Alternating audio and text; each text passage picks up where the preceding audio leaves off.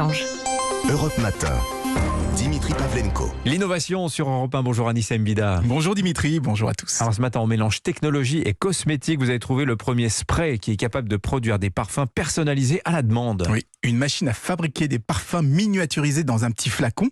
Parce qu'en fait, à l'intérieur, il y a 3 cartouches, chacune contenant une senteur de base qui pourront ensuite être mélangées pour créer le fameux parfum personnalisé. Alors évidemment, le flacon est bourré d'électronique pour tout gérer, pour pouvoir se connecter en Bluetooth à l'application sur téléphone portable.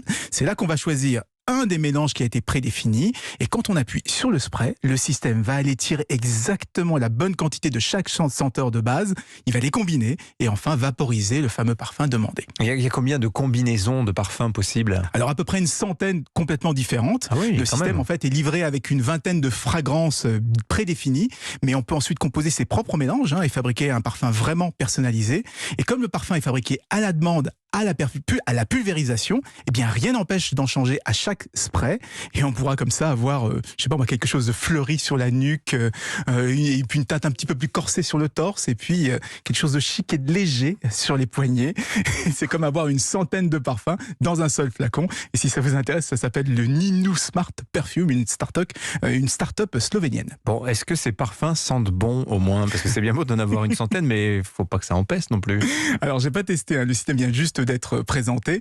Et alors ils cherchent des partenaires, des partenariats avec des grands nez pour pouvoir améliorer la sélection. Mais vous avez raison, c'est tout le problème de ces startups. Elles ont la technologie, mais pas toujours le savoir-faire historique des acteurs du secteur. On l'a vu avec les machines à personnaliser les rouges à lèvres ou les vernis à ongles.